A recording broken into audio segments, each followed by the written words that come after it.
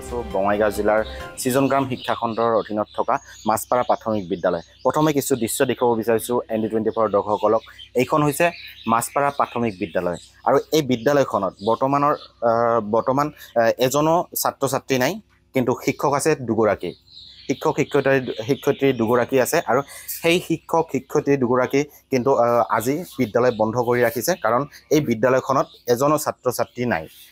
যোৱা কিছুদিনৰ পৰা কিছুদিন আগতে দুগৰাকী ছাত্ৰ ছাত্ৰী আছিল আৰু সেই দুগৰাকী ছাত্ৰ ছাত্ৰীও বৰ্তমান সময়ত বিদ্যালয়খনৰ পৰা উলিয়াই আনিছে। তাৰ পৰিপ্ৰেক্ষিতত দেখিবলৈ পোৱা গৈছে এই বিদ্যালয়খন এতিয়া তলা মাৰি থৈ দিছে শিক্ষক শিক্ষয়িত্ৰীসকলে। আৰু সেইবাবে আৰু আজিৰ দিনটোত গাঁওবাসীক তেওঁলোকে এখন সভাৰ বাবে মাতিছিলে আৰু গাঁওবাসী যিহেতু উপস্থিত হৈছে 11 বজাত মাতিছিলে, কিন্তু তাৰ পিছতো বিদ্যালয়খনৰ পৰিচালনা সমিতি হওক বা শিক্ষক শিক্ষয়িত্ৰীসকলে হওক কোনো লোক ইয়াত উপস্থিত হোৱা নাই। স্থানীয় লোক আছে, তেওঁলোকৰ সৈতে কথা পাতিম। কি ক'ব যে আজি যিহেতু আপোনালোকক মাতিছিলে এখন সভাৰ কাৰণে, বিদ্যালয়খনত এজনো ছাত্ৰ ছাত্ৰী নাই, শিক্ষক শিক্ষয়িত্ৰী দুগৰাকী আছে, কি ক'ব? শিক্ষক শিক্ষয়িত্ৰী নাই আজি ধৰক উপস্থিত। এতিয়া আমি ক'ব লগা হ'ল যে আজি মিটিংখন পাতিছে যে এতে ল'ৰা এটা থাকে কিবা মৃদুল ৰায়, তেখেতে ছেক্ৰেটাৰী না প্ৰেচিডেণ্ট কৰে, তেওঁক খালি জনাইছে যে মিটিং আছে। কিন্তু তাৰ মুখত শুনা পাইছোঁ যে মোটামুটি 11টা বজাত মিটিং হ'ব। 11টা বাজি গ'ল, ইতিমধ্যে দেখা দেখি নাই আৰু নাথাকক আমাৰ ক'ব লগা নাই। কিন্তু স্কুলখন কিয় গেল, যাব কিয় বা গেল কিয়, এইখিনি মানে আমাৰ মোটামুটি ভাল এটা মৰ্মান্তিক দুখ। ইয়াৰ আগতে কিমানজন ছাত্ৰ ছাত্ৰী আছিলে বিদ্যালয়খন? মোটামুটি আছিল 30-40 জন আছিল, 28 জন 25 জন এনেকৈ থাকি আছিল। আমাৰ কি খেলি মেলি নাজানো, ছাত্ৰ ছাত্ৰী কিয় উলিয়াই নিল সেইখিনি কথা নাজানো।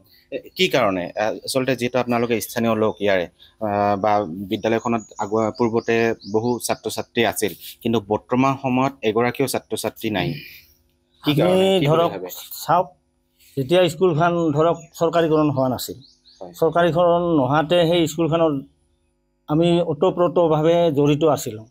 যখন চৰকাৰীকৰণ হৈ গ'ল তখন কিন্তু আমাৰ কোনো এটা ৰিলেশ্যন নাথাকা হ'ল মাষ্টাৰৰ লগত, সিমানে জানো আৰু বাছ, বেলেগ নাজানো। কিমান বছৰ ধৰি চৰকাৰীকৰণ হৈছে বিদ্যালয়খন?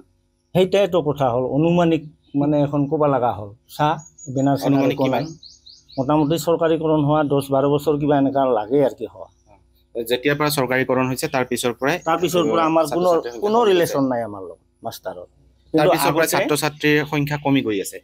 কমি যাই আছে। মোটামুটি মাজতে আমিও ধৰক এনে দেখা পাইছিলোঁ যে ভাষাঘাটাৰ পৰাও আহিছিল, এতিয়া চাৰিপিনাৰ পৰাও আহিছিল। আহি একদিন মিটিঙত আহিলোঁ, মাষ্টাৰৰ লগত কয়েকটা গাৰ্জেনে তৰ্ক বিতৰ্ক হ'ল, এনেকৈ ল'ৰা ছোৱালীবিলাক উঠাই লৈ গ'ল, সেইখিনিও খবৰ পাওঁ। কিন্তু পূৰ্বৰ যিসমূহ ছাত্ৰ ছাত্ৰী আছিলে এই বিদ্যালয়খনত পঢ়ি আছিলে, সেই ছাত্ৰ ছাত্ৰীসমূহ বৰ্তমান কোন বিদ্যালয়ত পঢ়ি আছে? ইয়াৰ পৰা যোৱা ধৰক 2 জন গেল, এইবাৰ লাষ্ট মমেণ্টত 2 জন আছিল। আমাৰ এতিয়া সোণাখুলি ধৰক সেই চাৰিআলিত এখন ME স্কুল আছে, তাতে ধৰক নামাকৰণ কৰে, লগতে পঢ়ায়। আৰু এইবাৰ যে 2 জন ৰ'ল, আমি কিন্তু উত্তীৰ্ণ হোৱা নাছিল, তেওঁলোকক গাৰ্জেনে ধৰক স্কুল বন্ধ হ'লে আৰু ক'ত ছাত্ৰ ছাত্ৰী থাকে, আৰু মাষ্টাৰে বোধহয় কৈছে যে আমি 2 জনকে ক্লাছ পাতি তেনেকৈ নহয়, আৰু ধৰক যিকেইটা ল'ৰা দেখা পালোঁ কয়েকদিন পাছত সেই হিচাপে ক্লাছ নহয়, পাছ ইমানে আৰম্ভ। কিন্তু এই বৃহত্তৰ যিটো অঞ্চল, এই অঞ্চলটোত কিন্তু এই বিদ্যালয়খনৰতো প্ৰয়োজন আছে বুলি ভাবে আপোনালোকে? প্ৰয়োজন মানে মোটামুটি স্কুলখন হোৱাৰ সময়ত এটা এনেকুৱা আৱেগিক আছিল আমাৰ ৰাইজখিনিয়ে যে বহুদিন পিছত আজি ৰাস্তা ঘাটা বেয়া আছিল, মোটামুটি চাৰিআলিত গ'লে 1.5 কিলোমিটাৰ যাব লাগে, চাৰিপিনাত গ'লে 1 কিলোমিটাৰ যাব লাগে। স্কুলখন হোৱাত খুব এটা ভাল লাগছিল আৰু মানুহখিনি। কিন্তু হয়, উল্লেখ কৰিব লাগিব এই মাছপাৰা প্ৰাথমিক বিদ্যালয়খন বৰ্তমান বন্ধ হৈ যোৱাৰ পথত, আৰু যিহেতু কোনো এগৰাকীও ছাত্ৰ ছাত্ৰী বৰ্তমান সময়ত নাই, কিন্তু চৰকাৰীকৰণ হোৱাৰ পিছৰ পৰা এই অৱস্থা হৈছে বিদ্যালয়খনৰ।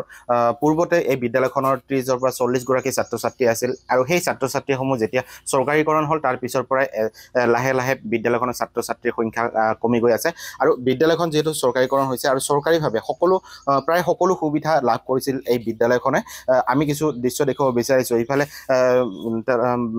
সকলো সা সুবিধা কিন্তু দেখিবলৈ পোৱা গৈছে যে বিদ্যালয়খনৰ চৰকাৰীভাৱে যিসমূহ সুবিধা লাভ কৰিব লাগে সকলোবোৰ সা সুবিধা লাভ কৰিছে, কিন্তু তাৰ পিছতো যিহেতু বিদ্যালয়খনত ছাত্ৰ ছাত্ৰীৰ সংখ্যা কমি গৈ এতিয়া একেবাৰে নাইকিয়া হৈ গ'ল ছাত্ৰ ছাত্ৰী আৰু যি দুগৰাকী শিক্ষক শিক্ষয়িত্ৰী আছে আৰু সেই শিক্ষক শিক্ষয়িত্ৰীগৰাকীও আজি উপস্থিত নাই আৰু তেওঁলোকৰ এখন বিদ্যালয়ত সভা অনুষ্ঠিত কৰাৰ কথা আছিলে আজি আৰু বিদ্যালয়খন সভা অনুষ্ঠিত কৰাৰ সময় দিছিলে 11 বজাত আৰু 11 বাজি পাৰ হৈ যোৱাৰ পিছতো স্থানীয় লোকসকল উপস্থিত হৈছিল সভাখনৰ কাৰণে কিন্তু তেওঁলোক শিক্ষক শিক্ষয়িত্ৰী বা বিদ্যালয়খনৰ পৰিচালনা সমিতি কোনো ধৰণৰ কোনো এজন লোক উপস্থিত নোহোৱাত ক্ষোভিত হৈ পৰিছে স্থানীয় লোকসকল